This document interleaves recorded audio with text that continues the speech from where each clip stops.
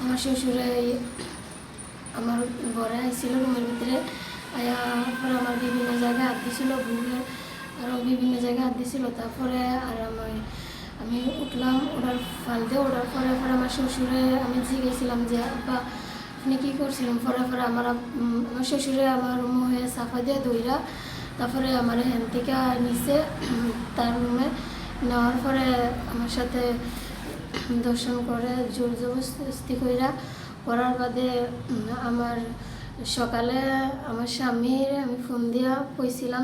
তারপর আমার স্বামী আইছিল, আর পরে পুলিশের ফোন দিছে, ফোন দিয়া পরে তারপরে আমার ফোন দিছে আমার তো পুলিশ আইছে আয়া আমার শ্বশুরের দইরা তারপরে জেলে আমার শ্বশুর আছে। এই দর্শন মামলার থেকে বাঁচার জন্য তারা আমার স্বামীর একটা মামলা দিছে। তো কইছিল যে আমার স্বামী আমার শাশুড়িরা মারপিট করছিল, কিন্তু আমার স্বামী কোনো মারধর করছে না। তারা আর কি এটার থেকে বাঁচার জন্য আর কি মামলা দিছিল। আমার শাশুড়ি বাসায় ছিল না, আমার স্বামীর নাম স্বপন মিয়া। তুমি যে শাশুড়ির কথা বললা, শ্বশুরের কথা বললা, তোমার শ্বশুরের নাম কি? আমার শ্বশুরের নাম সুলতান মিয়া। কি? সুলতান মিয়া। সুলতান মিয়া। শাশুড়ির আমার স্বামী কুমিল্লা ছিল। তো তোমার তো শ্বশুর, এখানে তোমার পরিবারে আর মানুষ থাকে না?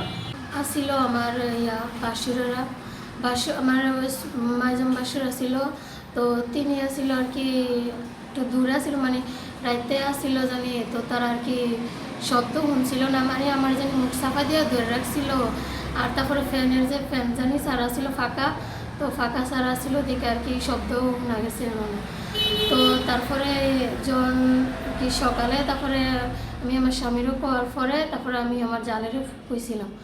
পাওয়ার বাদে পরে তারপরে আমার শ্বশুরে আইছিল ইয়ার থেকে আওয়ার পরে শুনছিল, শোনার পরে আমারে ডাক দিছিল আর কি এবারের কাছে যাইতাম, জানি আমি আমার স্বামীরে কি এর কইছি এটা আর কি আমার জিগাইতো।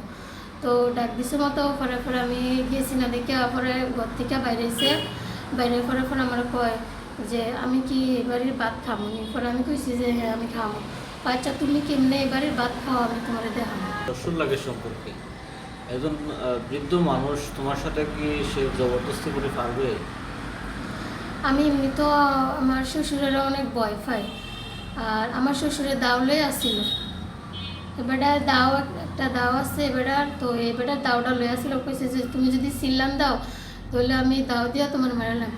আর আমার যদি মাইরা হলে তো কেউ কইতে পারতো না, কারণ আমার ফাঁসের লোক আছিল। ফাঁসের লোক আসছিল ঠিক আছে, কিন্তু আমার বাসুরেরা আসছিল।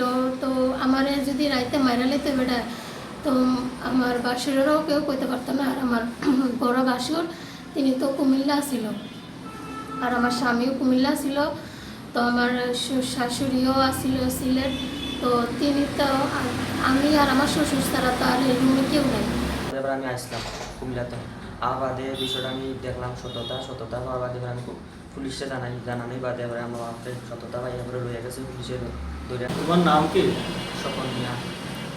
তুমি যে অভিযোগটা তুলছো তোমার বাবার বিরুদ্ধে, বুঝিয়ে তুলতেছো না আনা বুঝে তুলতেছো? বুঝেই করতেছি, কারণ যে পাপ করছে আমার বাপে, সেও মার বাপ, অন্যায় করলে অন্যায়। তুমি কিভাবে বললা যে এই কাজটা তোমার বাবার পক্ষে সম্ভব হইব? বৃদ্ধ বয়স 52 বছর তোমার বাবার বয়স। আমার বাপে এই বিষয়টা করবো, এটা আমার জমি কোয়ার বাদে আর বাদেও আমার স্ত্রী কোয়ার বাদে আমি বিশ্বাস হচ্ছে, কারণ আমার বাপের চরিত্র ভালো না। আগে বয়স যে সময় আরও ইয়াং আসলো, আমার বাপের আরও কাহিনী আছে, এটা কোয়ার মতো না, আরও অনেক কিছু করছে। এর বাদে আমার আগে আমার চাচা মাই জনে যে ঘটনা করছে এটাও কোয়ার মতো না। আমার চাচা যদি কাহিনী করতে পারে তা আমার বাপের কেমন পারতো না। তুমি যে মলিবাজার আইলা কুমিল্লা তুলে খবর পাই যায় কি দেখছো? আমি আমার দায়িত্ব আসতাম, আমার আসলো সিলেট। তো আমি বুঝলাম যে আমি আইটাম সিলেট, তোমার আমি লইয়া বাড়ি যে আমি এবার সামনে মুখ লইয়া গিয়ে উঠতাম না আমার বাপের সামনে। তো আমার মায়ের পরে কয় না আইস না তুই, পরে আমি বুঝি না এবার দেয় এখন আমার খালারা নানিরা আমার আটকে রাখছে, তুই যাইস না এনে মাঝে নতুন তোর বোনগুলো হয়েছে, এমনি গেলে মানুষ খারাপ করবো। তো আমার বাদে আমি আইনের আশ্রয় বেশি, আইনের পরে বাদে দৈরা নিছে। দৈরা নেওয়ার সময় আমার বাপরে জিজ্ঞাসাবাদ করছিল, জিজ্ঞাসাবাদ করার বাদে এবার আমার বাপে শিকার গেছে। ঘটনা শিকার গেছে শিকার গেছে। পুলিশের কাছে? হ্যাঁ, পুলিশের কাছে শিকার গেছে মানে ঘটনা যেমনি অমনি শিকার গেছে না, ঘটনার শিকার গেছে যে আমার বউ বলে তাকে বিছনাথ বলে যাইয়া কাপড় চোপড় খুললা বলে গিয়া শুনছে, অমনি শিকার গেছে। কিন্তু ঘটনা সত্য মানে কাজ হয়েছে। উনি বলছে সে জবরদস্তি করে নাই, তোমার স্ত্রী গেছে। তোমার নাম কইলা? স্বপন মিয়া। আর বাবার নাম? সুলতান মিয়া। বাড়ি কোন পড়ছে? পশ্চিম এলাকা। তুমি কি কাজ করো? রাজমিস্ত্রি কাজ করি। আচ্ছা, তোমরা কয় পাইব? না, 3 ভাই 1 বোন। তোমার স্থানীয় যারা মেম্বার, এলাকার প্রতিবেশী, এদের সাথে এই বিষয়টা শেয়ার করছিলা? আমারে মিথ্যা মামলা দিছে, আমি যে মামলাটা দিছি দরবারে আমারে মিথ্যা মামলা দিছে। আমি বিচার চাই আর আমি সাহায্য চাই, আমার তারা মিথ্যা মামলা দিছে। আমি একটাই রিকোয়েস্ট করি দেশবাসীর দ্বারা যে আমি মাদক সেবন করি কিনা, কেউ একটু চাই আমার একজন জিজ্ঞিত যে আমি মাদক সেবন করি কিনা। এই মাদকের বিরুদ্ধে আমরা এলাকাতে একটা সংগঠন করছিলাম, সংগঠনের সাংগঠনিক সম্পাদক আমি। এলাকার গেলে খবরটা পাইব, তবে তারা তদন্ত মামলাও দিচ্ছে না, তারা ডাইরেক্ট সব মামলা দিলেছে। কারণ তদন্ত করলে এলাকাত গেলে খবরটা পাইলেইব, তারা সব মামলা দিছে, তদন্ত মামলা দিছে না। সব করাতেছে আমার স্বাস্থ্য ভাই শিবন আলামিন। তারা আমার মায় আগ্রামলের মানুষ, জীবনে তা কোটে মোটে আসে না, সব কিছু করাইতেছে আমার স্বাস্থ্য ভাই এরা। এখন তোমার বাবাকে জেলে না বাইরে? জেলে। তোমার ওয়াইফের মামলায়? হ্যাঁ। এই মামলার বাদে খেয়ে আমি মামলার তো বাঁচার লাগে আমার মিথ্যা একটা মামলা দিছে, আমি বলে গাঁজা খাই, মাদক সেবন করি, এরপরে বাড়ির তোর বলে টাকা চুরি করে আনছি 40,000। এবার আমার মারে বলে আমি মারধর করছি, বিভিন্ন দিয়ে আমার একটা মামলা দিছে।